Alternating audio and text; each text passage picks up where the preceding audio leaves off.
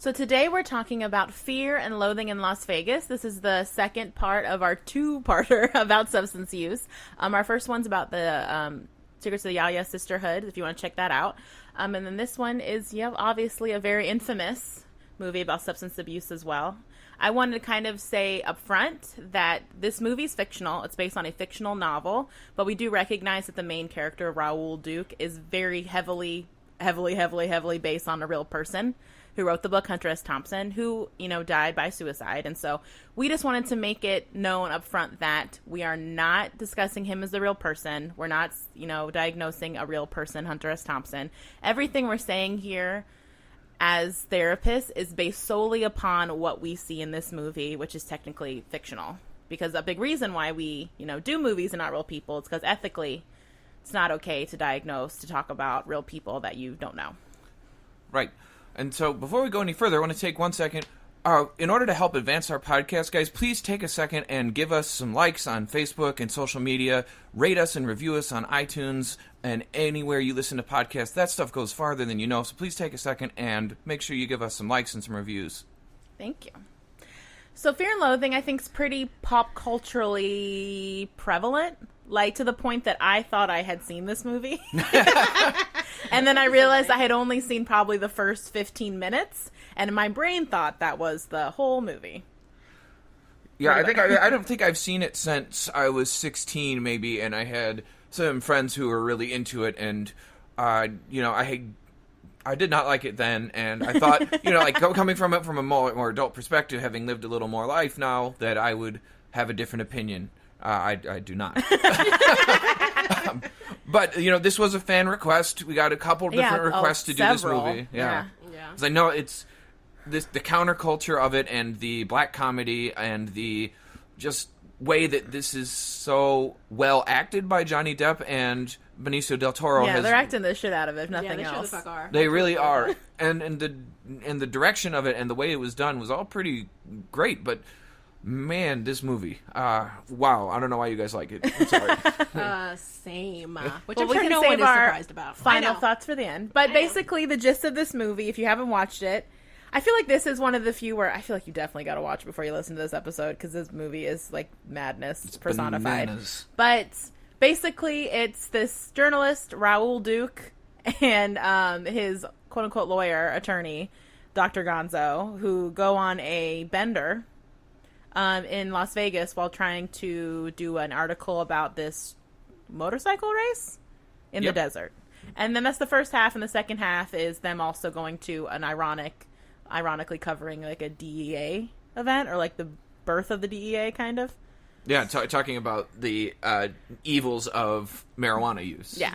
Basically, the crux of this movie, and I think why people like it so much, is it's basically watching two people be consistently high as hell on multiple substances and act outrageous. The whole time. Yes, the whole time. So the things we'll be discussing today is obviously substance use, but also how substance abuse can both create or blanket or Impact. Mimic. Or, mimic is the other word I was looking for. Mimic mental health symptoms. So Psychosis, Mania, Paranoia, Suicidality, and homicidality. And then we'll also talk about substance use and identity. I would almost wager also how this movie in itself kind of has rippled out in terms of identity and why people like it so much. Yeah. Okay. For sure. And then we'll talk about treatment and final thoughts as we kind of move through our normal process when we talk about this movie. But talking about, picking this as a substance abuse movie is different than some of the other substance abuse movies, because this movie shows a different side of it. It shows from the standpoint of somebody who is deliberately living through it with no intention to change, no awareness of the consequences, who just relishes in the lifestyle. Yeah, it definitely isn't like a movie. A lot of substance abuse movies, like the Yaya Sisterhood, I've never seen Requiem for a Dream, but I know a lot about it. They seem to, a lot of substance abuse movies have the arc of someone really struggling and then hitting their bottom and then coming out the other side, either healthy or dying from it, but then the family having the impact of it. You know, How a Man Loves a Woman, that movie from the 80s with Meg Ryan's a good one too. But yeah, this movie is very different than, it's almost, it is like two people just I mean, like, I had more anxiety watching this movie about the consequences that were happening than they had at all. They just accept it. Yeah. They just accept it as part of the adventure. I mean, that's how Hunter Thompson wrote. When we talk about, like, gonzo journalism, it's created as to be, like, rather than that kind of second person where you're a person who's presenting the facts who maybe doesn't have all the details, but just presenting, this is from the first person of your lived experience, and that's the way that this character is telling the story, like, rather than, like, reporting on the events that are happening of the race that he's doing. He's talking about everything that happens around it and how the crowd is, which is how Hunter Thompson created this whole thing, is like going to sporting events and I believe it was the horse race. What's the horse race? The big one. Kentucky Derby. Kentucky Derby. Going to the Kentucky Derby and then writing about the experience as a participant in it and all of the id-based, just substance-seeking, pure pleasure principle behaviors that go on in sporting event crowds like that. And he just kind of like joins into that and writes from that perspective. And that's how our protagonist describes everything. From that perspective, just experience. Mm-hmm. For sure. So with this, in terms of what are we seeing mental health wise in this movie that seems like it's induced by substance use? I mean, I think he's having delusions. He's feeling paranoid. He's hearing things. I mean, he's seeing things. He's delusional. Yeah. I mean, kind of all the symptoms really of kind of what psychosis looks like, of kind of being disconnected from reality in general, and not being and not being able to have any awareness because of it. Yes, like definitely, like say when they pitch up the hitchhiker in the beginning of the movie, they don't have any awareness of how scary they're being. Like they have the gun and the knife, and like he's got that kid in a headlock, and like he's not even sure whether he's talking about killing the kid out loud or not. Yeah, and they just are so. Driving erratically. I mean, like it would be like a nightmare for them. And then when the kid leaves, he's like, "Where's it going?" Like so much lack of awareness about how they're coming off to other people as well. And to think that kid became Spider-Man. Okay, the first and the worst. Yeah, agreed. But because I think one thing that doesn't get talked about a lot in, I don't know, mainstream is like that substance use can bring about psychosis. Like there is a diagnosis in the DSM, which is like psychotic, substance-induced, drug-induced psychosis, or substance abuse psychotic disorder, which is something that when you come in and you're got all this stuff going on concurrently, like they do have to sort of figure out, like, is all these symptoms coming from a place of like true mental health that you're trying to cope with by doing drugs, or is the drugs themselves causing psychosis? And I don't think people really realize that the drugs themselves can cause psychosis. We only think about it like you take acid and you hallucinate and then you sober up and you're cool, but like it can spin you out into appearing like you are schizophrenic or something similar, or put you into a depression.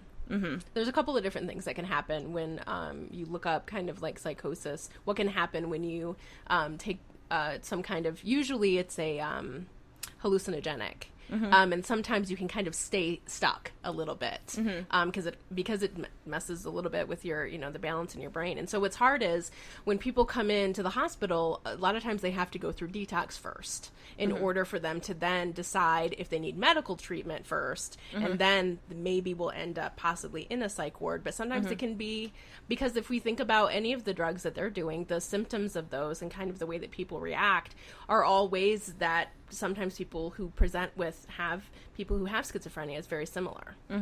Right, and a lot of the drugs that they're taking, I mean, they just take so many drugs. And like constantly doing drugs on top of other drugs, and mixing hallucinogens with cocaine. So they're mixing stimulant and mescaline, and they're mixing hallucinogenics and stimulants, so that they're getting to this point where they're mimicking both a manic state and a psychotic state, which mania on its own can produce a psychotic state. So, like, when you're talking about, like, diagnosing our lovely protagonist here, it's impossible to do so, to know whether the man has a, like, concrete mental disorder, or if he's just under the influence of so many drugs. And because we only see him over a period of a couple days, it's impossible to tell. But what we can say for sure is that he is experiencing such a range of symptoms that Yes. it's definitely worth talking about the dangers and the realities of what happens if you do this, which is probably dying. Yeah. And I mean it's intense that it's like surprising that they don't do something in this movie that would cause their death. Like they have that gun all the time, they have knives all the time, they're fighting each other all the time, the way they're driving into things, and They interact with a cop. yeah. And so and like, so starting with like the psychosis, but like he is continuing to see things that aren't there, also to hear things that aren't there. He's reacting to those things, communicating with those things as if they're there. With the mania, we're hearing like a lot of pressured speech. I know that's also kind of like one of the most known traits from this movie and from the real person it's based on is like the way they talk. Mm-hmm. But like he has that very like pressured, it feels like pressured speech listening to him, which Absolutely. is a sign of mania, and constantly talking to himself or out loud. Like he's Right. constantly monologuing. I know part of that is just the movie, like a voiceover, like as a cinematic technique, but like he does have this energy of like he can't shut up, even if he wanted to shut up. I don't know if he could shut up. No, he can't. He very obviously has racing thoughts. There's paranoia in there. He's afraid that other people are out to get him at various times throughout the movie. Delusional, believing that like people are lizards. Also, like, wasn't there a thing that when they first got to Vegas, him and Dr. Gonzo, like, thinking that someone in the government, I might be making this up, but, like, I felt like there was some subplot where they were, like, someone is out to get us. Or they thought that the photographer was out to get them, maybe? The guy who was assigned to be on there. The photographer was a spy, maybe. Yeah. Or a cop. No, I thought he was a cop.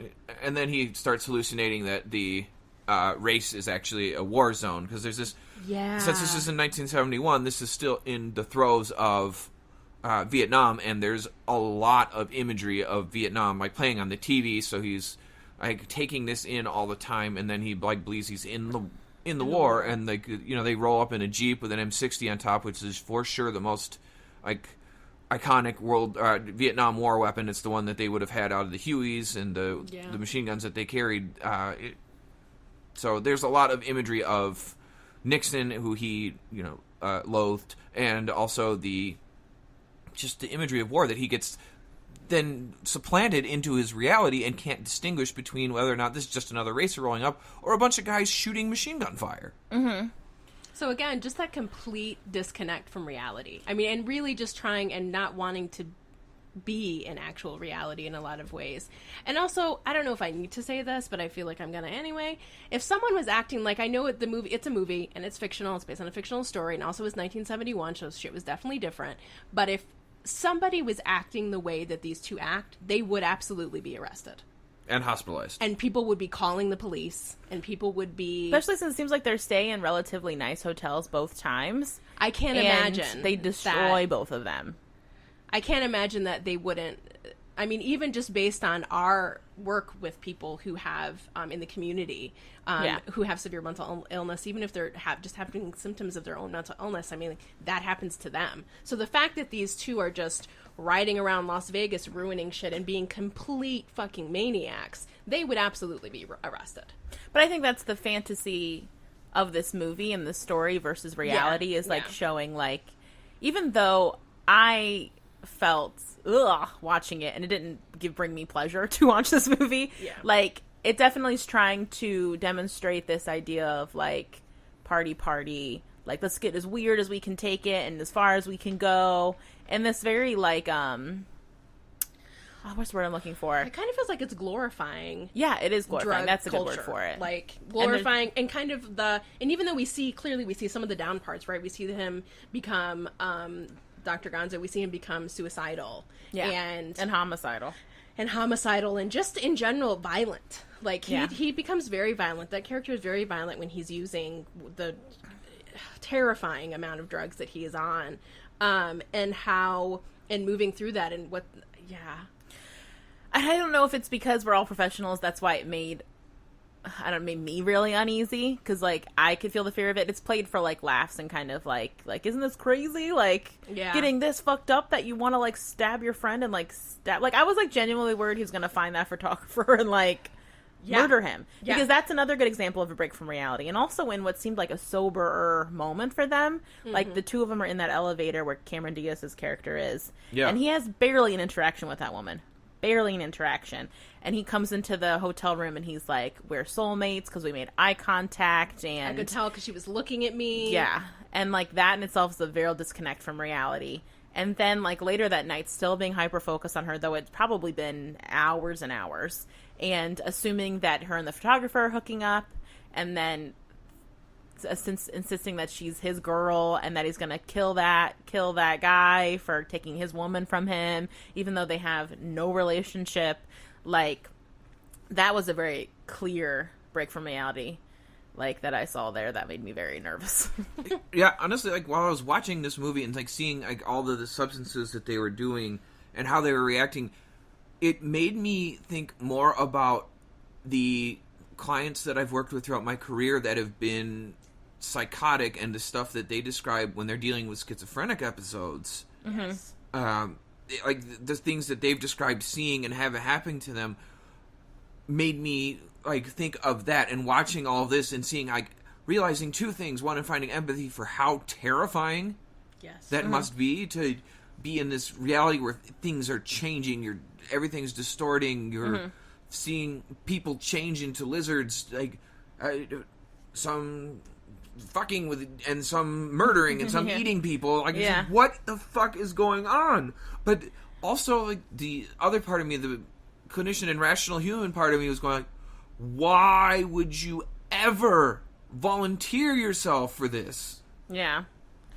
I mean, because this is next level drug abuse. Like, and I think what's also kind of like the fantasy versus fiction in this movie, I mean, the fantasy versus fact or whatever, like real life, is that you never really, I mean, they have like these really dark coming down moments kind of, but it's also, they don't really get sober enough because it's also hard to say that them coming down, but like, one, that they function at all as well, like even checking in a hotel, like getting, like renting a car, like, you know, they do all these, like get from place to place, that they're able to effectively do that, I think is part of the fantasy of this movie. Yeah. And that they're able to he's effectively able to write and be they're both functioning professionals, technically. Or like remembering what times to go to things, like he remembers when to go to the DA thing, convention. whatever that is. Yeah, that convention. And also, like, when they have the little in between the two, like Vegas experiences, like Dr. Gonzo's back in his office and seeming very sober, and he's just like, hey dude, like, aren't you supposed to come, I sent you a telegram, and he's very, like, his whole affect is very different. He's like very regular and chill and like buttoned up and in his office there, and that has to have been like less than 36 hours from when they were like, when he was screaming with that knife in the hotel room. And so, like, there's no way that he wouldn't be fucked up still, or coming down really hard, or really hungover, or a mess, in some withdrawing in some capacity. So they're selling this idea that they can kind of pick and choose when they want to be fucked up and when they want to be functioning is also a fantasy that I think this movie is kind of selling too. Absolutely. Because, I mean, there's functional addicts, but Yes. the level that they're doing drugs and how Yeah. next level it gets, like, they aren't functioning, or they shouldn't be functioning as much as they are, and they shouldn't also be able to kind of snap out of it the next day and be able to, like, work as a lawyer. Yeah. Like they're kind of demonstrating him being. Right. And what also is, when we talk about, like, next level with this, like, it's the using drugs to counteract the effects of the drugs you're already on, or to combine Yes. and enhance, and then also, like, because that happens. So a lot of people will use one drug to counteract the effect of the other drug. Yeah, uppers and downers. To get back, they'll use cocaine, and then they'll use heroin or alcohol if Yeah. they need to come back down. But then these guys they're even using, like, psychiatric medicine. Did they take the Thorazine, the fact too? that they think to pack Thorazine, which is a prescribed antipsychotic medication, Old school. and that'll knock you antipsychotic. on your ass. The fact that it's a really intense medication that has a lot of negative side effects. But the fact that they even think to pack that, because they know that they're going to take so many drugs that they might get so out of their minds that they need to counteract it with a heavy-duty prescribed antipsychotic, says a lot also about their mindset about doing drugs. Like, there's such a cavalierness to it that is so reckless. It would, like, I would be so, like, if I had a client who told me they were taking, one, I'd be like, how'd you get Thorazine? Yeah. But, and also makes me wonder, this is pure speculation about these characters, if one of them is diagnosed with a psychotic disorder, and that's how they have Thorazine. Well, in the 70s, that would have been, it was like Thorazine and Haldol. That's kind of... They probably talked about the course of Thorazine in medications. Shutter Island. In that movie, probably. Maybe they do. I feel like they did, actually. I also, just the idea that, but on the other side of that, all the drugs that they do have, I mean, I'm sure that they could get their hands on literally anything. I mean, it's kind of the idea, right? Is that they can get whatever they need. And so, because they have that suitcase that's full of like 10,000 different things. So, I mean, but I also really agree with what you said, Ben, about how the way that he talks about him being delusional and the hallucinations really reminded me of what it's like working with somebody who struggles with schizophrenia and having those kind of, and how terrifying it can be, and how even I've actually seen, so Birdman, which is a movie that Michael Keaton is in, that movie does a really good job of showing, even though that's not what it's about, does a really good job of what I always imagined it was like for people who have schizophrenia, the way that that he kind of is hallucinating and seeing things that aren't there, and kind of imagining his body in a different way. So even the main character, what the fuck is Raoul this? Yeah, Duke. that guy. Okay, Johnny Depp.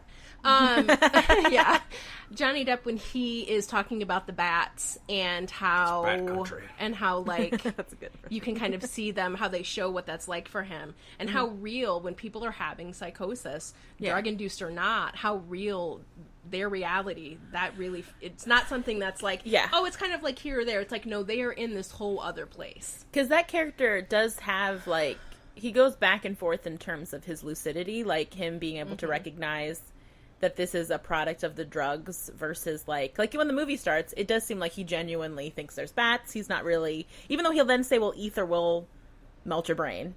But he does seem to oscillate between being convinced that the things that are happening are really happening, and then also being able to be like, well, I know it's the drugs that are causing it. Right, and that's a good point, because he goes back and forth, even to the point that, like, no, you don't see the bats that he's hitting, but when the car pulls off, there's a dead bat on the ground. Yeah.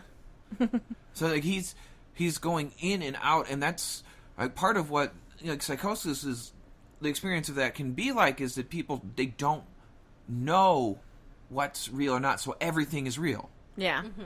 And there's no arguing with that with someone who's experiencing that. You can't play into it, and you can't tell them it's not happening or it's not there. Yeah, reality checking is not effective. Because it's just invalidating. Or recommended in any way. Right. I mean, you can go like, I don't see what you're seeing, but it seems real. You know, like, I know that it's real to you, and I know that must be scary. But I've literally said that exact thing. Yeah, I think I've actually said it too. Yeah.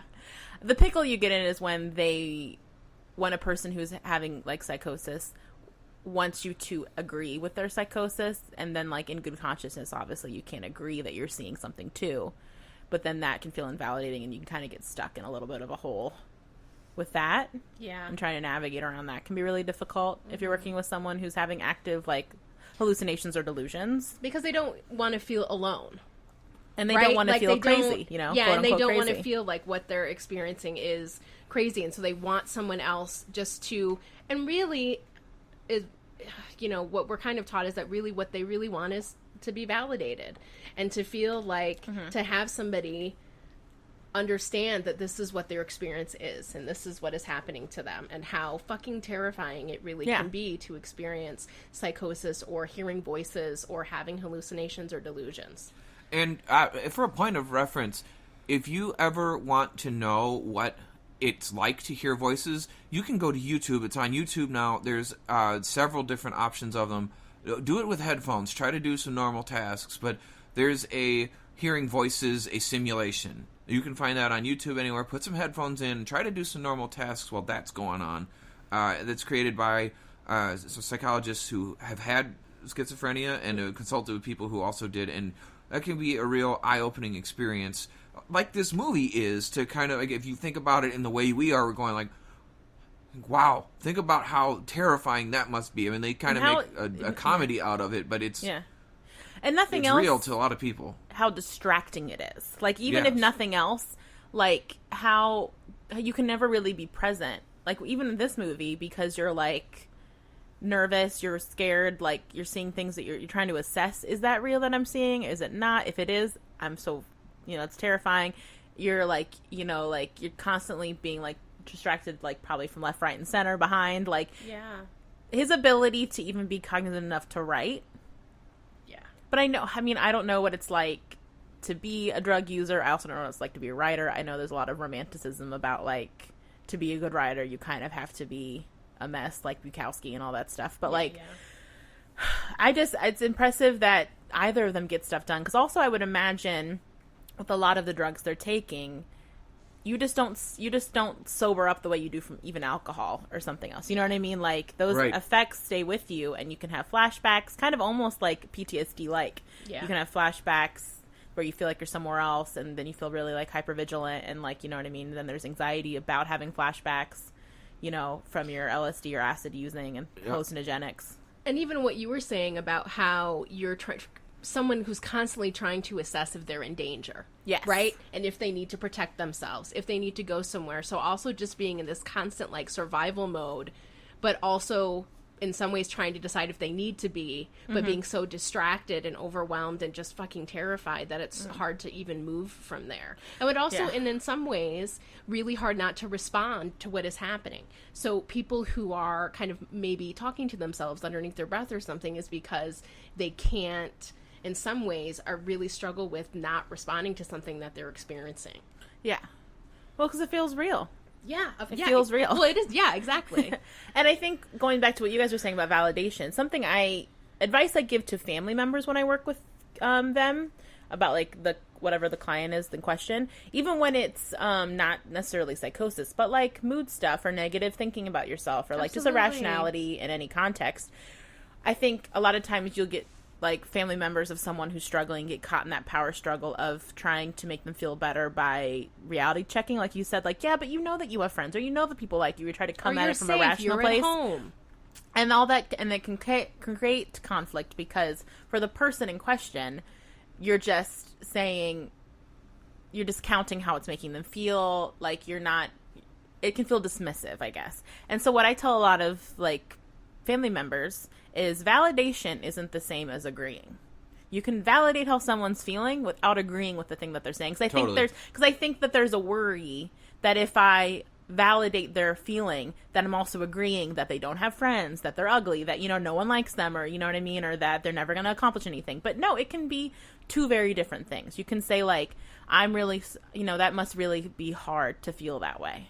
Or, wow, I'd feel really sad too if I thought those thoughts. And that's not agreeing with it. You're just validating. And that in itself can take, like, the steam out of the whole situation. Absolutely. I mean, part of what I do when I work with couples is help them validate each other. And the amount of times that I say to them, it does not mean that you are agreeing. You are saying, I can understand how you would feel like that for you. Because you can't change the way that someone is feeling about their experience. Their thoughts and feelings are just as valid, even if you don't agree with them or you don't understand them. Trying to just say, wow, you know what? If I was hearing voices, I would feel scared too. Like, that just sounds really scary. Right. Yeah. And so something, like, that I want to point out is that tying it back into, like, the substance abuse part of this, because we all worked with people who were psychotic for a long time. All three of us did that for years and have a lot of experience and are obviously passionate about it. But something that gets missed is that when you have clients or people in your life who are willingly taking these drugs, what happens is that we lose empathy for them because they are exposing themselves to this in what some people feel is on purpose. Yeah, like, why are you doing this to yourself? Why can't you just stop? That kind of thing. Right, and which I, from, like, a person standpoint, and go, like, and from a clinician, like, I don't know why you would put this in your system, knowing that it's going to do this. However, some people like it, or other people get addicted to these things, and what we have to remember is that when they are on these experiences, yelling at them, talking to them, trying to talk them out of what they're experiencing, is not effective and doesn't work. And even if you don't agree with it, you have to still validate their experience too and meet them where they are, even though you may think, okay, you did this to yourself, unlike someone who's schizophrenic who did not. Because if you're going to connect with somebody and work with them and be able to de-escalate any situation, you must be able to validate. Because I think, especially in this movie, for these guys, it seems like, this is such a corny thing to say, it seems like it's a real lifestyle choice. Like, living this way is a choice that, like, that's how they want to live their lives. And so, for some people, it is like a lifestyle choice to do a lot of drugs. And so, trying to keep that in mind when you're working with people who, like, do, like, intense drugs. You know, people have a lot of different philosophies around drugs. Mm-hmm. And they think, I mean, not to get too ahead of the identity part of it, but, like, it's that part, it becomes kind of who they are. Like, I'm a cool guy, party guy. Like, I'm the person who will fucking do it. Like, you know, like, that becomes part of your identity. And what I was thinking, too, is the other part of this, I know I keep going back to people who have severe mental illness, but the other part of that, too, is also, in some ways, they're also very vulnerable in that people that I have worked with who also are in such pain and are experiencing psychosis in such a consistent level that somebody offers something to them to release that, or like, hey, I have this thing that you can self-medicate with. That also happens, but they're also in this vulnerable position because they're so... It's so stressful and terrifying and so hard to manage, especially for people who have really struggled with being able to maintain any sense of stableness in their life, of like having a place to live and eating on a regular basis, and how some of those things, if someone offers you something, they will say yes, and sometimes it's like, it's, in my opinion, a lot of times, which I think is something that we always talk about, is people who have severe mental illness are way more likely to be victims of all different kinds of things than they are to be perpetrators. I mean, this movie definitely just tells a different story. It sure the fuck does. But also, it's the thing which which is the thing that we come back to in this particular movie, which is like a chicken or an egg argument, which is, are they having mental health symptoms and then using and to maybe deal with it, or just because they have them and they're choosing to use, or is all this stuff that we're seeing that they're doing that is mental health symptom-esque part of the drug use and coming down from drugs? Because also, like, the come down from a lot of drugs is like deep, dark, depressive symptoms, suicidality, things like that, aggression, anger, irritability.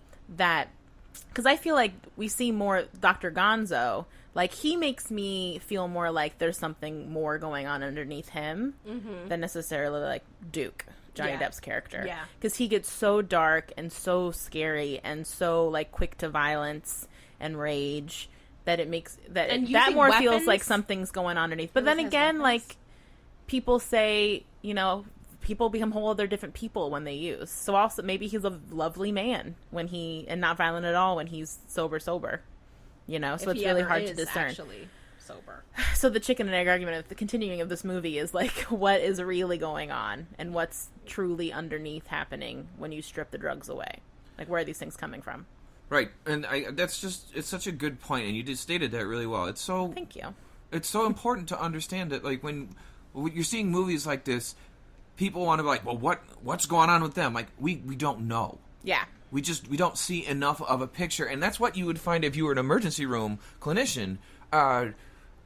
You wouldn't be able to tell, like, I don't know if it was Brittany or Hannah who just said it earlier, but until they are sober, you can't tell. You may see these symptoms, and these symptoms may radically change over the course of the high. Like, this uses a lot of 70s drugs and a lot of stuff. One of them isn't even, like, really real. Adrenochrome? Adrenochrome is, I mean, that's a supplement, but it's not really like a drug. And the director and the writer both admitted that it was kind of used fictitiously, which is, that's also part of Gonzo journalism, is to embellish the truth. But the reality of these things is that, like, you look at today's drugs, and like some of what Brittany's talking about, with the party drugs that you see, the MDMA and the Molly, the ecstasy and Molly, people talk about that like it's so positive, but they never talk about there's a 3-day come down from that. It's rough. It's the high and the low equal each other, like, in terms of, like, Well, it sounds like you the feel low is really longer. great, but Sounds you like the will low is suffer longer. for it. Yeah. You feel really awesome, but then Yeah. really down. And like when you see people that are on that, like they might have stuff that mimics like severe level depression for days, not getting out of bed, not like wanting to talk to anybody, not showering, not eating, no motivation. And it's important to be able to distinguish between like, okay, is this the effects of a substance that's going to wear off or a long-term mental health issue?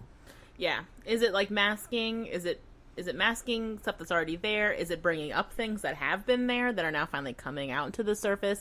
It's such a clusterfuck. Like it's so hard to, like, I would almost say you probably would need them both to detox and maybe work with them for like a good month before you'd finally decide what's actually going on. Because the down probably would be so hard, and also like, and they would probably have to be hospitalized the whole time. Like, I think based on the way that they act when they are high, the kind of suicidal part and the homicidal part, like, who knows what's going to happen when they really don't have any substances in their body. Like, I think that they would have to be like in a detox facility this whole month. Sorry, Brittany, to interrupt. No, and I was also just thinking too, like, even being sober might have a effect on their mood, like would bum them out. Like, that might also have to be discerned from true mental health symptoms. Like, also, is it just like feel like a bummer to be sober and like making me irritated that I can't escape? And like, so I would also have to you'd also have to discern how much of it's just like adjusting to a lifestyle change, a dramatic lifestyle change, versus true mental health. So like, we have all that stuff going on. If you want to be a good ethical clinician, like, you have to discern all those things, like taking away the sobriety taking away the making them sober, I guess, and then like the adjustment to being sober, and then is there still stuff going on once they kind of have their feet under themselves more.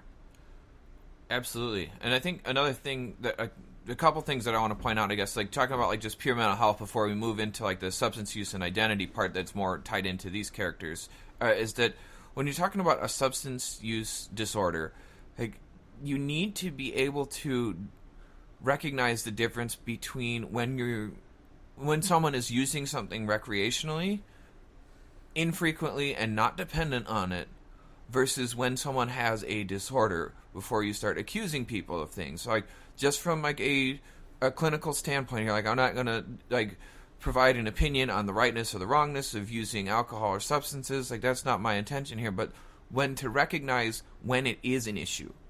And these guys are showing you every hallmark of when it's an issue. When you need to use more to get the same effect. When you used to use another drug to counter the effect. When the dramatic consequences occur and that has no bearing on your level of use. Right. Like, that's kind of the crux one. Because they repeat the same. Honestly, I mean, that's a good final thoughts, but like, what I found kind of boring about this movie and made it feel like it was 4 fucking hours long is that it's like the same movie twice. Yeah.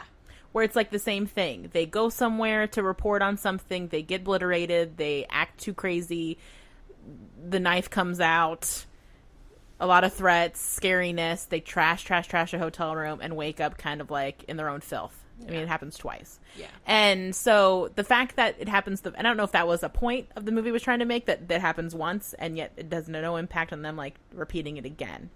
Which just is like where, financially. Where the criteria of, is this a problem? Yeah. Gets a big check mark on the yes column. Yeah, for these guys, for sure. And one of the things, like, and one of the ways that when I do an intake with somebody, a question that I ask is, have you ever had any struggle with substance use? Do you feel like you've ever had any struggle with substance use? Because I feel like that's a way to kind of just bring it up and to give them a chance to say anything about it. Because I think instead of saying, are you addicted to something? Like, I feel like just kind of saying, do you feel like that's ever been something that's been hard for you? And because everybody is different, kind of what you said, Ben, of discerning between somebody who is using it like one time versus somebody who is dependent and is like doing all of these things in order to maintain this sense of being high and of use that's high enough that it's literally affecting every part of their life. Well, I think the thing they do in the movie, which I actually wrote down in my notes, is that they're constantly chasing the high. And I think that's a distinction in terms of if you're just do it every once in a while to like party or whatever. Because some people can, like, they'll do, because a lot of people advocate for doing like mushrooms and stuff or acid because they're like, it'll open you up, like you'll learn things about yourself, like in a therapeutic way. I don't know enough about it to advocate one way or the other, but those are people that probably can do it once, put it down, learn something about themselves, and move forward. But these guys, I think they're constantly chasing the high, and never even entertaining the idea of being sober. Like, even when Dr. Gonzo is losing it and getting really scary and really threatening, his feedback, which would be mine, Duke's feedback, isn't, why don't you just go to sleep? Let's get you a burger. Let's put you in bed. Like, sober up. You'll feel better in the morning. You know what I mean? Like, which is what I think like most people do. Yeah. It's like, let's just contain it until you sober up. His reaction is, you just need to do some blow, do some smack, like do whatever you got to do to get your head right, dude. But his version of getting your head right is get on the right balance, quote unquote, of medication or drugs. Right. So one of the ways that you can assess yourself is look at, have I ever thought about cutting back? Mm-hmm. Has anyone else ever told me I should cut back? That's a good question. If, like, the follow-up to, like, is it a problem? A good question then is, has anyone else in your life ever felt like it was a problem? Right. And that can be more eye-opening. Which is the second question that I ask after I say, do you ever feel like you struggled? Has anybody else ever told you? Sometimes they'll say no, and then the next question will be like, well, yeah, this person and this person and this person. And you're like, and my okay. dad and my sister. And it's like, oh, okay. And then you can, like, you can then assess from there. Right. And then, like, am I having to use more to get the same effect? Has it ever got me into legal trouble? My use. Or ended relationships, or financial trouble. Mm-hmm. And we see all of that in this movie. Yeah, all of it. So I think we kind of covered like what a substance use disorder really kind of is. Let's talk about these guys and how these guys are going to be treatment resistant. I'm going to tell you right now. Oh, they don't think anything's wrong with them. These two are going to be lifelong users unless they really make a decision to change. Where we see them right now, they have no interest and because they also don't seem to be having consequences that they're not uncomfortable with anything that's happening. And discomfort is where you get, I mean, that's rock bottom. That term means that you finally reached a level of discomfort that you can no longer tolerate. Right. That's what rock bottom really means. That's exactly what it means. And with these guys, like when you talk about substance use and an identity, when you find people who are really into the substance use counterculture, which is what this movie is about. Absolutely. And why are the people who like are drug users really like it and look at it as kind of like a celebration, really, is that it speaks to how they think about things. Is that like this is part of who I am and what I do, and this is my experience, and like it's like I'm the guy that will do everything. Like, let's have a party, let's do it, let's get crazy. Yeah, like I like being the person who will do the thing, who will go the farthest, you know, and be popular because of that. Like, and these two, and this is also a classic example of two guys who found each other and just enable the holy shit out of each other. Right, and like when I watched this movie, like honestly, there was a part of me that was thinking about the old stories about Nikki Sixx and Ozzy. Yeah. Nikki Sixx is the bassist for Motley Crue. For those it's of you all that fun don't and know. games until you bite the head off of a bat, which I don't think he even knew was a bat or was a real bat until he did it. Yeah, he did know. Someone threw it on stage. Yeah, so he didn't know. But what did happen is that they were like licking piss off the ground and snorting ants. I have heard that story. That was real. I mean, he just snorted a line of ants. Ugh. But that was just part of who he was, and that created a mythos. Yeah, and people thought they were both rad for doing that stuff. Right, and that creates part of an identity. They get a reinforcement for it, and like they get the feeling of drugs. They have stories and experiences that no one else has, and it becomes part of how they define themselves. So they keep doing it, and they keep buying into this culture, and you see that over and over. And when you want to understand a substance user and why that they don't stop despite the consequences, you have to consider what the secondary gains are. Yeah, like a thing I've heard anecdotally from people who are recovering alcoholics, I think, when I've heard this story, but I've heard from more than one like recovering alcoholic who's kind of talking about it, is there is the real fear that if I stop using, I will no longer be fun or have fun. Because or have friends. Or have friends, or people won't love me or like me because this is I can't be like this if I'm not using. Or am I boring? Is life boring? If I go to a party and I don't drink, like, will I ever have fun again? Mm-hmm. And it gets because it's just so tied to the experience of having fun and like living life to the fullest, you know, is tied into drug use. And how what's really hard about recovery then is that really having to shift this identity and having to shift the people that you're around and the people that you're friends with, and how the way that we treat substance use in this country is a fucking a letdown, to say the least. Like, the way that we don't allow people to have the amount of time they really need to manage sobriety and to get their feet underneath them before they get kicked out of a 28-day program for someone who's literally been using since they were 10 years old is complete madness. Side note. Also, the sorry, Go makes Hannah. me, makes me Go Hannah. very fucking upset. Do it. And so we also don't have a good way to help these people kind of create another community, which is kind of why some of the models that go along with substance use are like AA and having this group of people that you can talk to. But it's also really about like having to find maybe a different set of people, because if all of your friends are people who use, that can be very hard to be like, I'm a different person now and I have to step away from this. And also you're challenging your group of friends to also look at themselves. Exactly. In a way that's very challenging. And so people stay... And how lonely that can be, and I feel like that part of it, like we think, oh, you go to rehab a couple of times and that means something about you, and how come it didn't work the first time? Well, because it's never fucking long enough. Ever. Yeah. Ever. It's not paid for in a way that it should be. It's fucking obnoxious. The way that this country does not care about people who struggle with substance use, period. So when people go and then they come out and it's like, okay, so they come out of a place where they've been fed, they've been clothed, they're not allowed to have anything that they're addicted to or around them or anything like that, and they go from that back out into the world. And it's like, okay, well, what were their real true chance of maintaining sobriety when we just give them 28 days of this very secluded, very specific treatment and then send them back out into the world, into everything else, and how overwhelming that would be in and of itself, of coming out of a 28-day program and going out into the world. Which we can all speak to. We all worked in care coordination for on a contract with a large insurance carrier that was managing Medicaid.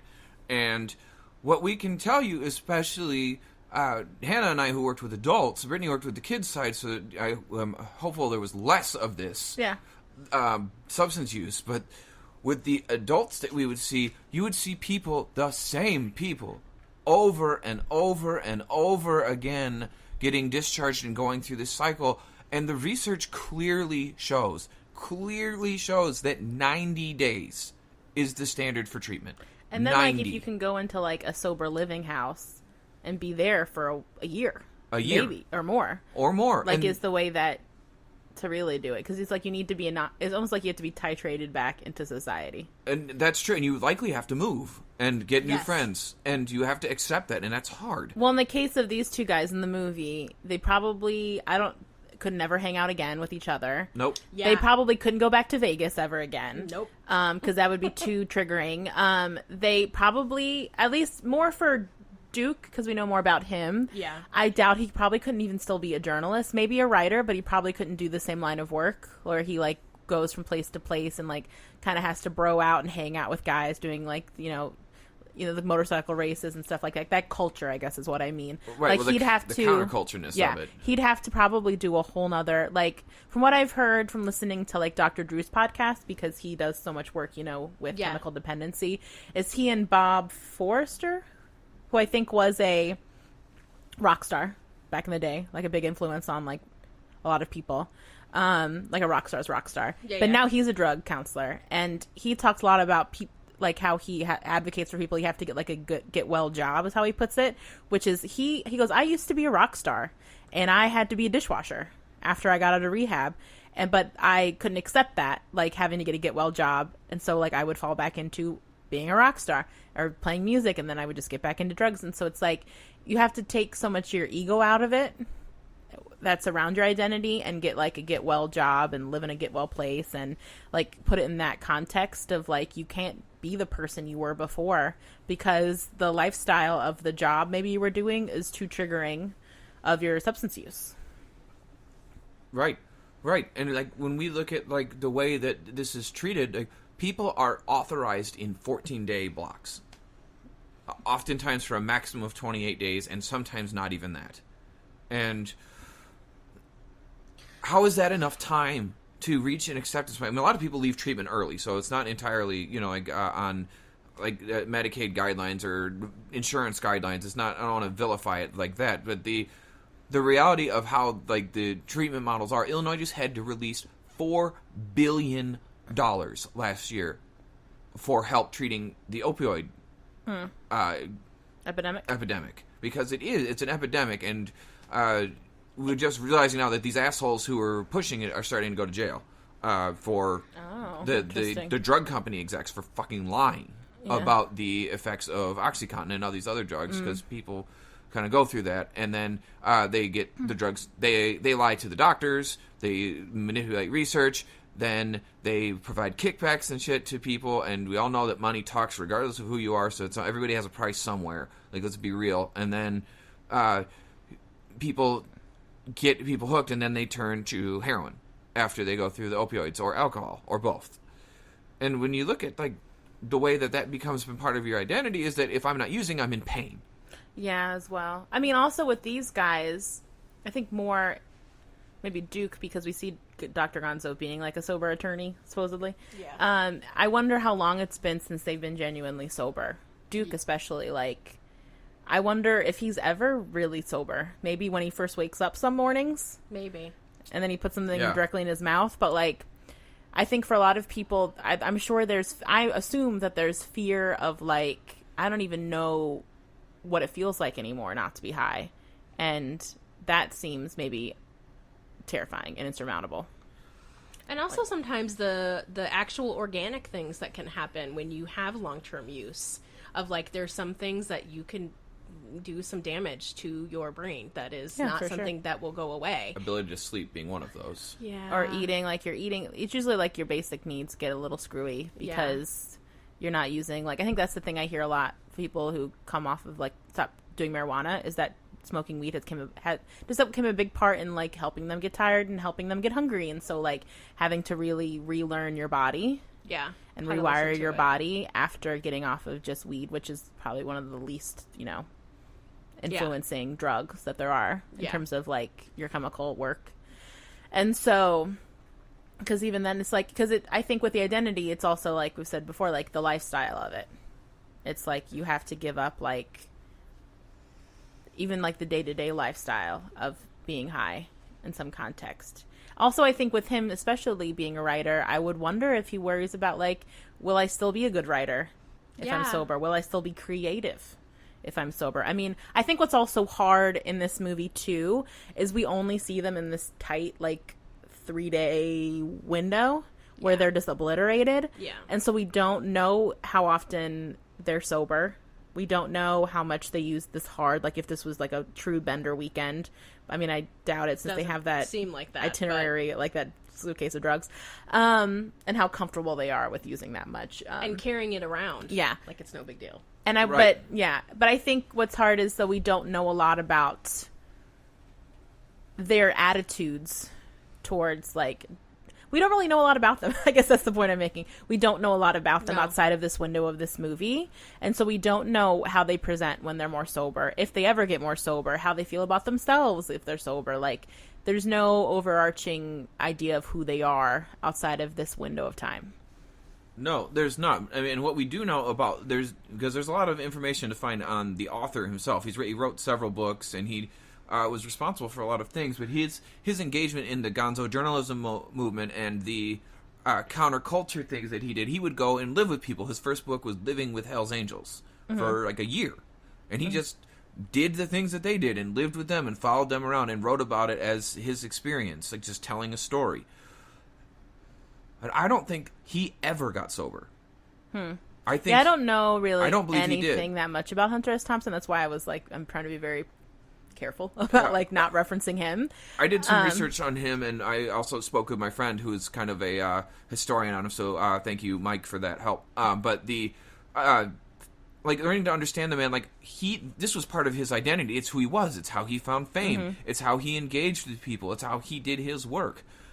He was not interested in being sober. He was not interested in living a boring, normal life. He went out and lived life this way and told the story of the populations that he engaged with from the standpoint of the most basic human instinct, which is finding pleasure. Yeah. And Which I guess that's it. brings us to a next point, which, like, another point of view, too, is our jobs as therapists, I think I've said this before, isn't to tell you how to live your life. It's just to tell you how to live the life that you're wanting to live, like your ideal life. And so for some people, like kind of what you were saying, Ben, like our job as therapists isn't like to be judgmental about substance use unless they're continuing to complain about, I guess, unless substance use continues to be a barrier to their goals in treatment. Yes. Or putting them in danger, putting Yeah. other people in danger. Right. But like, if like these characters, like they were content to keep living this way forever, and they, and when they came to therapy, like even if they were coming to therapy and it was a barrier, but they were like whatever about it, like my job as a therapist wouldn't be to continue to argue with them and push them like you should be sober, you should be sober, you should be, Why are and you get doing in this? power Why are you struggles and going be to like meetings? their mom, like. If like your quality of life is kind of being in this outside space and being on drugs, like, and it's not harming you in a way that you feel like is harm, and it's not harming other people, like, go do it. You know what I mean? Like, do whatever you want, like, as long as you're being safe about it. But I think what's hard about this movie, though, and I think, and the fantasy of this movie is, like you said in the beginning, Hannah, like, they don't get arrested, they don't get really in trouble for anything, like, and that's the part that isn't real, where like their substance use is problematic, is that they're destroying property, they're hospitalizable with the way that they're behaving, and they're just like, the fact that Dr. Gonzo doesn't genuinely hurt someone or himself more, to be honest, Absolutely. is also the fantasy of this movie, that you'll come out smelling like a rose even if you act like they act in this movie. That it's all like, it'll all be fine in the end, is kind of the fantasy that this movie sells. And that's the one that substance users buy into, and how a lot of people start, is that like, it's just a good time, dude. It's just a good time, and what they won't see is that there's an external locus of control to it. It's that if you just let me smoke, or you just let me do my drugs and left me the fuck alone, it would have been fine. But then Right. this happened, and this fucked with me, and that fucked up my high, and then all this shit happened. Like, Blaming outward. It is never because I took the drugs. It's because somebody else did something. And that makes like treatment for them really difficult in this stage that we see. Like, substance abuse treatment is effective for those that are ready for it. Yes. Yeah. But and from what I've been have to told be. by people who do chemical dependency work, because none of us do, is that, addicts kind of personality-wise are pretty egocentric, and people who are in recovery are pretty open about that. Like, yeah, when you're an addict, you're very selfish because you're in it. You're sick. You're in it. And I do see a lot of that in this movie, is like, they're very egocentric. Everything they do is for themselves, and they don't really seem to care about anything they're doing is affecting other people. Yeah, even the way that he just leaves Benicio del Toro in the bathtub and just is like, I need to get some sleep, and like goes and like lays down after he, Or he leaves them and goes into the casino and starts. yeah, basically betting. any of the times that they actually leave each other is being very, just only taking Like care you're of their needs, like and you're not doing harshing anything else. you're harshing my buzz, bro. Yeah, like what the fuck? Like, get your Yeah. shit together, or you need to take something else so that you can chill the fuck out. Because you're You're you're bumming bringing me out, down man. my good time. Or like, I need to do something in you. But like, also the things that we see in this movie, right, are like, we never really see them eat. We never see them sleep. Like, Yeah. there's so many things that. But then again, I mean, we do see them benders puke usually- a lot. Oh, Too much, so much in my puke. opinion. But I feel like even that's not played. It doesn't hit the emotional beat of, God, this is really horrific. It's still kind of, it's almost like used funny. Like when Yeah. the puke's all over the car and he's like yelling, He's yelling at that at other that car, like, woman. do you want to buy some skag or something, he's saying. Yeah, he like, wants to sell him weed, I think. Yeah, and like, Well, he literally has vomit like on his body, Yeah, on and his so- mouth, and on the side of the car. yeah. yeah, I think there's a song by Metallica that's it's a cover of one of the British punk bands, but it's called "So What."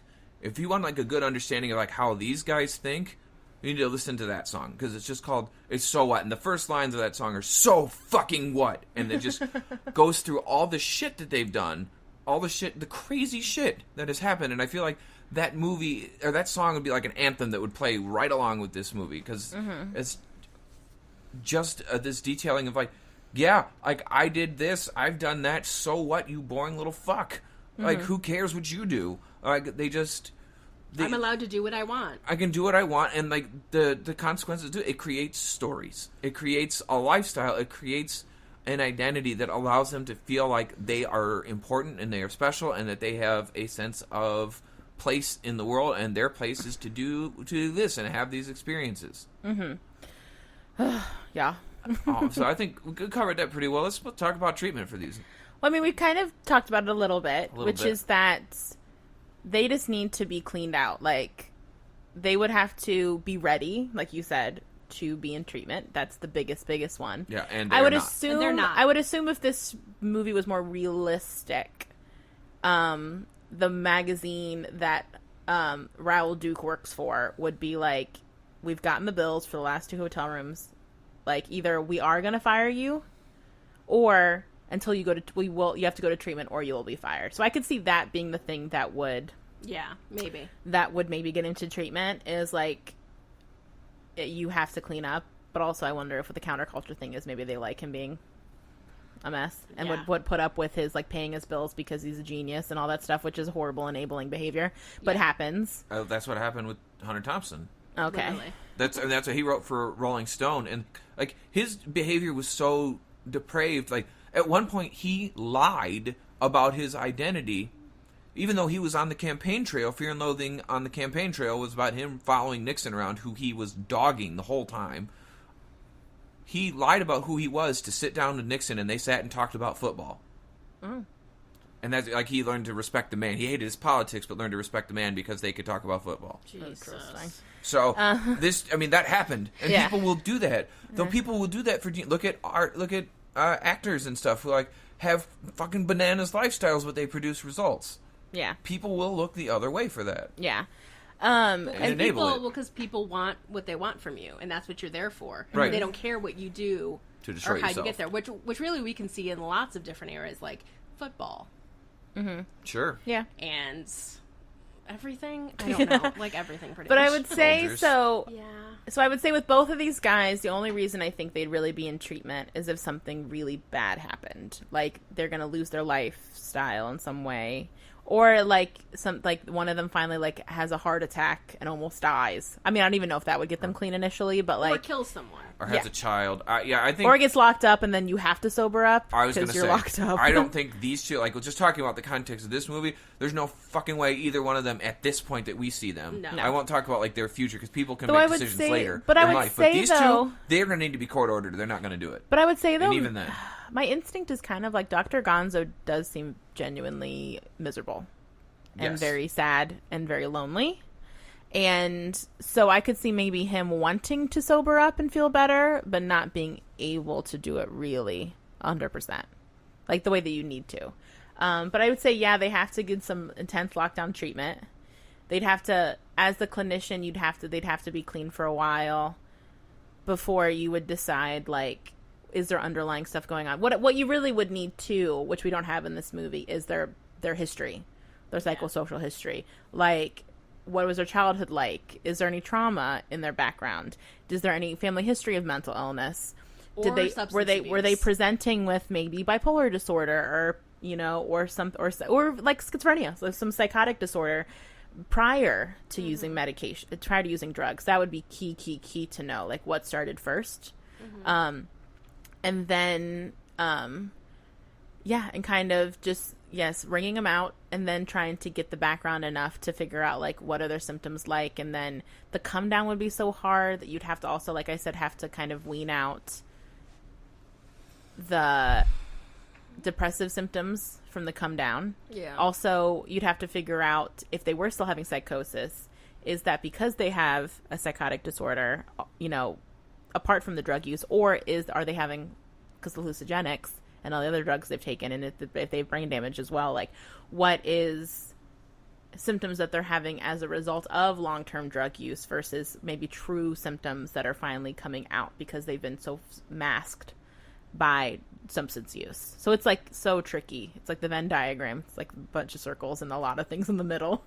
And then you'd have to, based on what they have and what they've got going on, figure out, do they need to be on medication, or is that too much? You know what I mean? Like, oh, it's so hard. Like, and hard. Yeah, and because we just don't know enough about them as people outside of this bender. No, I think, like, honestly, like, the approach I would take would be pure motivational interviewing. Nah, that's a good point. Yeah. That is the only approach. Like, I don't even think I would get into harm reduction with them, because I don't think they would be even ready for that. Like, when you we've stressed readiness, but this is the part where you, like, if you have someone in your life who you're, like, maybe listening to this because of that, or it's making you think about yourself or other people, this is where learning to understand that readiness is the most critical component of substance use treatment, period. Yes. You cannot force it on anyone. If their life is going to fall apart because of it, then it has to fall apart before, like, whatever that means to them. It can't be what you think about. It has to be, they have to be losing what means something to them. And they can't do it because someone else wants them to, because it won't stick. Do you think an intervention would work on either of these guys? No.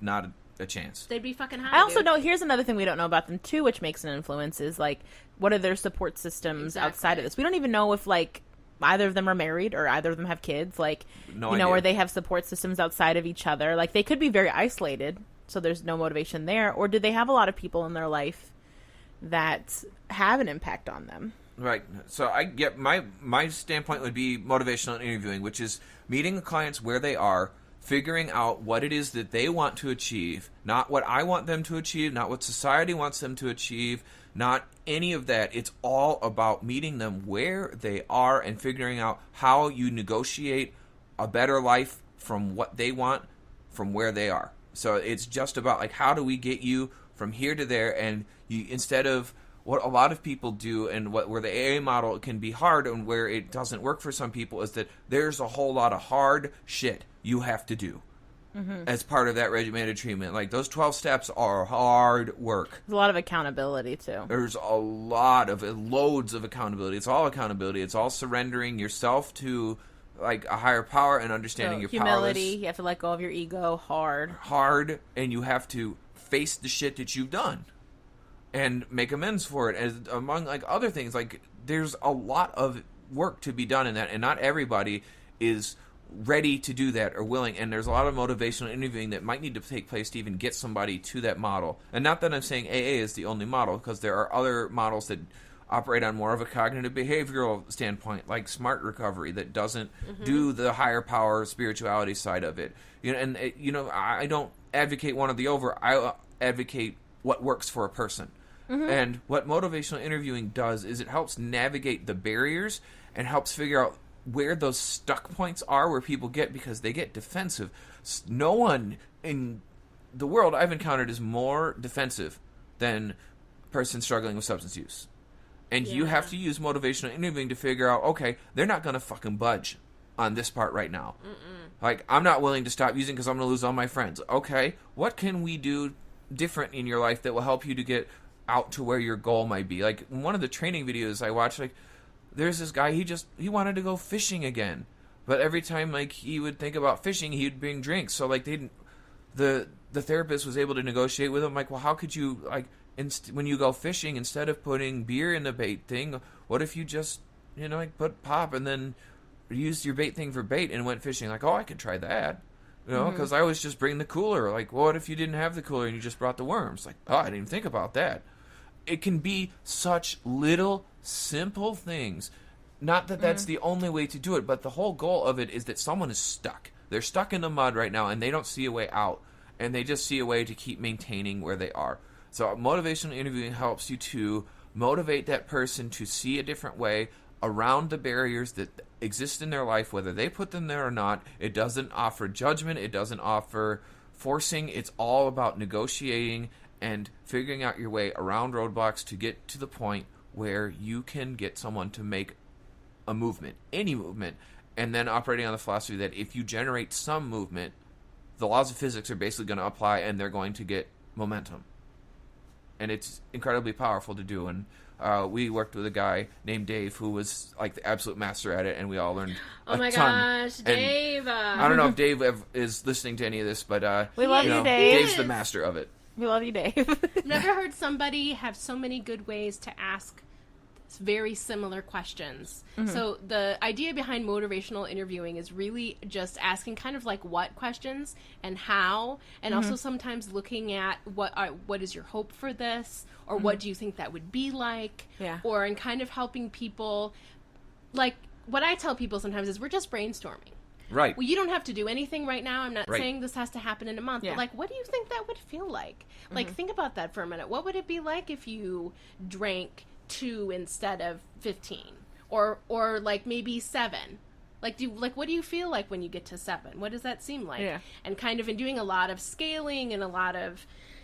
So, and Dave was just fucking magical. Like, I would take off my earphones and listen sometimes just to be like, fuck, that's a good fucking way to ask that question. Because really, it's really helping people it's talking to them without having judgment about what they're doing. And also, like, the baby stepsness of it. Because I think what is so scary about sobriety, if you're a heavy, heavy user, is that in order to really be successful in sobriety, you have to change arguably your whole entire life. And that is so huge. And so that can be a big wall, too, of, like, I'm not ready to change everything. That's, like, too much. And so kind of like the harm reduction model as well, which is, well, how can we just kind of scale back a little bit? Or how can we do it, like, in baby steps? Yeah. Or be safe when we Or how can we reduce risk of, like, you going out at 2 a.m.? Like, maybe we could, what if you, like, stopped going out of the house after 12? Or if you... took, like put the keys away somewhere and didn't drive when you were using and you just used it at home, or went to somebody's house and stayed the night. Clean, like needle dispensaries, which is something that's happening more and more, like clean needle places, which people have a lot of feelings about because they're like, are we enabling drug use? But the idea, that's harm reduction, which is you go somewhere where you can safely shoot up. Yes. Which feels counterintuitive. I totally understand that, perspective. I think it's counterintuitive for people who don't know what the fuck they're talking about. Okay, Hannah. Look, I know, but I could definitely, if I was, bringing fire but right if I now. wasn't in the field, I could definitely be like, why are we letting them have like a cafe to shoot up in? You know what I mean? I can definitely see that perspective. Yeah, I can see how when people you don't who, know, again, don't know a fucking thing about it, make decisions about things that they also, in some ways, don't have any desire to learn more about. Yeah. I'm going to take my portion of treatment to talk about something that I feel like people don't fucking understand, which is the way that insurance deals with substance abuse. Like, I know I already said that it's just fucking complete trash. But very black and white. But just like a very specific example, I worked with someone who's a very heavy heroin user, and at one point seemed ready to try to do something else. And the steps that they had to go through in order to get that covered by Medicaid were just fucking obnoxious. And essentially, in my opinion, set them up to overdose and maybe even die. So basically, the things that they do for people who are on heroin, because everybody talks about the opioid crisis and everything about that. And so what they had to do was they were able, so Suboxone is one of the medications that sometimes they use, or methadone. I know people probably know a lot more about methadone than they do about Suboxone. But the idea behind Medicaid covering Suboxone is that you have to get a drug test, you have to be in an outpatient therapy program, and then if you have a drug test in a month and you have any heroin in your system at all, they take you off of it and they no longer will pay for it. Yeah, so it gives you, which goes against the idea that you probably will relapse to some capacity. You will relapse. No, you will relapse. Yes. Like that was guaranteed. Setting up somebody who still wasn't completely off of, who was still experiencing a lot of the withdrawal symptoms and still feeling very ill and really struggling. And also the idea that they're going to go to outpatient treatment on their own. Like the whole setup was just complete madness. And really, in my opinion, set that person up for, like I said, a possible overdose of when the Suboxone was no longer covered. Yeah. So, I mean, people who say shit about addicts, you really need to pay more attention to the things that are actually provided and actually covered. Yeah. Because in this country, we do not value people who struggle with substance abuse at all. And the way that insurance handles it is just dehumanizing. Like, it just doesn't make any sense. And even for people who have the money sometimes to pay for long-term outpatient or inpatient treatment because insurance won't cover it, even they still struggle with managing because of the way that it is handled and the way that we think about people who struggle with substance abuse. So just find out more information about it, because the way that it is done is just completely upsetting, and really having clean needles is the very least that we can fucking do. Yeah. the very fucking least. So my hope is that when you guys listen to this, so you have a little bit better idea of what happens. For these two guys, I totally agree with you. In the place that they are shown in the movie, there's no way that they're ready for treatment. There's no way that they would even imagine getting assessed. Like, my guess would be... Well, they don't see it as a problem. Exactly. My guess would be kind of what you guys said, which is it'd be court mandated. That would be the only way that, like, they would maybe end up in our office. But I agree that even in that setting... You can get drugs in prison. You can get drugs in prison, but not only that, like, they would probably do it until they had to, and then they'd be done if they weren't really ready, and then they'd be done, and they'd go back to what they were managing, because they weren't really ready to stop. Yeah, which is what happens sometimes. Which is like, how you sober people up in prison, and then you overdose because you take the same amount of drugs that you used to take, but your body doesn't have it in you anymore, and so then you overdose and die. Which people don't think about. No. So I think we covered treatment pretty well. Let's move to final thoughts here. Oh, this movie is a fantasy. I think I would really like to hear from someone who really loves this movie why they love this movie. I mean, I can take a gander, but it's probably going to be kind of a judgmental guess, which is that it just perpetuates this, like, fantasy of I can get as lit as I want. I can ride life so hard and have these good... Because I guess here's my thing. Watching this movie... from an empathetic state of mind as a therapist, but as a person, I was like, this feels so awful. I was like, I think I said this is a nightmare many times out loud watching this movie. Yeah, you did. You had your hands covering your face. Yeah, because I was like, it just feels so scary. This doesn't feel fun. They're down. Like, the way they get so high that it just, like, it gets, once they're in, like, the bathtub or, like, standing water starts getting part of the story. Like, there's so much throwing up. Like, to me, this does not look like a good time, but I feel like the energy around this movie from people who love it is like, what a blast. These guys are so crazy. They're, like, doing it. They're living this life. And I was just like, this feels so scary. Like, I was like, this, and maybe also because I'm a woman and these are two men, but it just, like, because I was thinking if I was in that room, I would, like, be terrified. Like, am I about to die? Like, be murdered or be, assaulted in some capacity, or like, and just like, it just is so out of control that it made me so anxious watching it. And it didn't, and parts of it made me laugh. Like, Johnny Depp, they do a really good job, both those actors. Like, there are parts of it that are genuinely, like, funny, but I was just like, this feels like the worst drug trip ever. Like, it just feels like I never want to feel this way. It's like I could feel how hungover they were going to be the next day. And I was like, this is so unpleasing. And so I don't like, here's the thing. There's too many moments in this movie where throw up happens and, like, I wasn't ready. I don't like puke to begin with. Who does? But, like, the fact that you call it throw up, I think it, like, illustrates that. Yeah. So much puke. So much puke in this movie that's cutting, like, a sharp cut to throwing up. That made me, and so much, squatting and so throwing much up. disgusting standing water. And just, like, the smell, my God, the smell. I mean, I guess maybe I think this movie is kind of wish fulfillment, like, taking it all the way to the edge, and, like, how rad if you, like, lived a life where you could balls out all the time. But to me, I was like, this is not a happy existence. And I was like, I'm glad I watched this movie. I think visually very interesting. I think if the director's intent was to make you uncomfortable, it's a really good job of that. Like, in that way, it's masterful. But, like, do I think I never ever need to watch it again? No. I got it. I got it. But it is like this ethos, like, it is this, like, fantasy. It's definitely a wish fulfillment movie in my perspective, even though it shouldn't be, because it also is very bad. Like, feels very awful. Yeah. A lot of it should have died in, like, 27 separate instances. And then they clearly kidnap, I don't know, a teenage girl and drug her, and then God knows what Gonzo was doing with her before Duke showed up. Mm-hmm. Like, that Lucy girl, and then they have all their little paranoia weirdness about Lucy, and, like, she looks like shit when they see her again, and, like, there's a lot of problematic stuff about this movie that I feel like wouldn't fly today. Yeah, I'll go. I fucking hate this movie. I feel like I'm not going to steal Hannah's thunder and use her line, because I feel like she gets, like, a t-shirt that says that. I feel like, but the God, I hated this movie. Like, as I was watching it, I was just sitting there like, what am I fucking watching? Like, is there a plot? Like, I don't understand what's happening. Like, I get the point of the movie, and I get why people like it, and, you know, I'm totally against it, but watching just as a cinema, like, as a cinematic experience, I was sitting there, I can't engage with this at all because I can't understand what the fuck he's saying. He's got fucking we had to put mush captions mouth. on. I made Hannah put captions on. Put captions on after like the first like 20 I don't seconds. know if he's talking that's the whole time. Yeah, like I was like, I do not. He's a God. fucking cigarette or that gross thing in his mouth. all the This time. cigarette holder, yeah, like goddamn bats.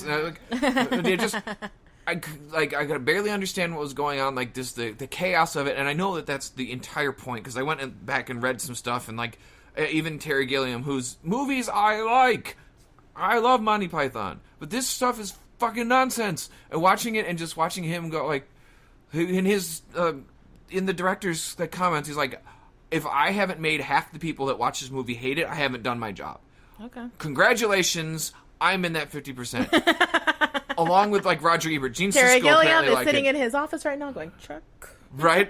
I think he's Did it dead. again. Is he dead? Yeah, I'm pretty sure he died. R.I.P. But you know, in Afterlife, like staring down Life of Brian. Chuck. Did it again? Yeah. But I absolutely hated this movie. Like, I found like Cannot it be stressed interesting enough. learning to understand this, but like, I know that I have dogged some stuff before, like Heathers. I fucking hated. I hate this 10 times more than I hate Heathers because what I don't like is watching a movie where I don't understand what the fuck is going on or why I am watching it. What is the point? It definitely of this is a movie you just have to let happen to you. Like I am Mother. not Have you I'm seen? too type A for have that. you seen Mother yet? No. You will hate Mother. Oh, I want If you don't like to this watch movie, it. you will I hate want Mother. you to But watch Mother it. is very much like, I literally remember sitting there and being like, Brittany, you're just going to let this wash over you. It'll happen to you. Yeah, that's not my style. But Because you don't love real art, then. maybe. Maybe I hate art. I don't. That'd be a good Is teaser this for art? you. Question maybe, mark? Do I hate art? I don't think so, but I think I don't know. I hated this. I just hated it. I don't have anything good to say about it except that I thought that Johnny Depp and Benicio del Toro, they really committed to these roles. They did a great job acting and committing Yeah. it. The And way that directing Johnny achieved Depp what it walks- wanted to. Yeah, his whole thing, like he transformed himself, and it was good. But like the way he did it, but the way this movie was shot and edited and put together made no fucking sense, and the movie has no point, and I hate it. End of speech.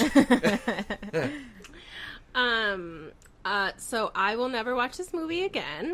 I want someone to create a supercut of Hannah saying, I will never watch this movie again. I was while there were some parts that did make me laugh, mostly it made me feel sad and scared and terrified Nauseous. and a little bit it was pretty gross in lots of different ways. I think, and maybe it's from, and I had never seen it before, so I've never I've definitely heard the name of the movie, thought it was something completely different somehow, and another movie which also has Las Vegas in the name. Leaving Las Vegas with Nick Cage, maybe? Yeah. I definitely thought he was in this movie, for Okay. sure. That's So I probably was what like, you're what thinking the of. fuck? This is not I think what there's also thought it was. substance use in that movie too, like alcoholism. Yeah, I think so too. So, but just in general, I think as a human, I hated everything about it. I hated the way that they were portrayed, the way that they glorified drug culture, the way that This like cool guy mythos. just cool guy fucking bullshit. Like, this is just not gonna fucking, it's not gonna fucking they be like terrorize this. several women in this movie. They terrorize a bunch of people. They're Yeah. racist. They fucking terrorize people. They're dangerous. They're fucking horrible. And I am not interested in watching a movie about horrible people who are also making something And it that all is- works out that for is them. very serious. Seem like a good fucking time. So as Like, usual, what a good story. I'm a fucking bummer, and I'm shitting on something because of how it blows up something that is just really unkind, and I'm just not interested.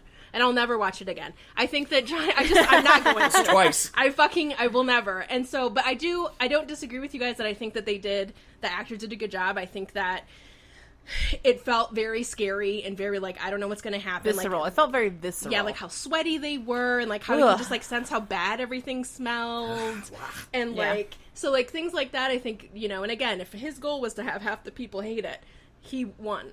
He won this. Well, All 'cause I of think us this is the dislike first. it. This is the first movie of the podcast that we all don't like, Yeah. and that we all will never watch again. Yeah, I just like find myself right now wondering what would have happened if Batman would have found them on the streets. Oh my Can you just, god! Oh my like, god! One time. They No. hit him with their swatter. Right? Bat country! It's a giant bat. Oh my god! Probably yeah, they lose probably their fucking minds. like their brains would explode. Well, like Yeah. I just keep imagining what they would have thought about the scene from Batman Begins, where everybody's high as shit. Yeah. And on the fear toxin. You done? As Yeah, I just usual, Ben's being a douche. Shoehorning Batman in. Yeah, I, no I, thank I you. felt like I had to. Yeah, you always feel like that. Must be because you're a white male, maybe. I don't know. So I don't like the movie. And Burn! Children. I hate the movie. I'm never going to watch it again then. Yeah, so I mean, we genuinely, if you ever disagree with us, we genuinely want feedback. I love to be convinced of something that I don't agree with, like to get a different perspective on something. Yeah, So like, absolutely. feel free to, if you love this movie, which a lot of people love this movie, dress like the main character, get tattoos of this movie, because like artistically, like the Two of my friends have the done both of those poster, things. the poster is a pretty rad poster, and it's pretty iconic. I've like seen that image a lot. Yeah. Same. And then he looks like the mushroom. That one. Yeah, where he's like, Looks it's like looks like a cartoony, genie, kind of. Yeah. yeah, That's how I think of it. with that very distinct font. Yeah. Yes. But you can always email us at popcornpsychology@gmail.com to let us know if you agree with us, if you think we're totally wrong, why you love this movie, if this movie has... I would really like to know if this movie was eye-opening for anyone about addiction, or maybe Yeah. about their addiction or their identity. That would really, really cool to know. You can always find us at Twitter at popcorn_psych, at Instagram and Facebook at Popcorn Psychology. And like Ben said at the beginning, like, you know, find us on iTunes, rate and review us. It's how other people find us. We always appreciate the feedback, and we will see you next time.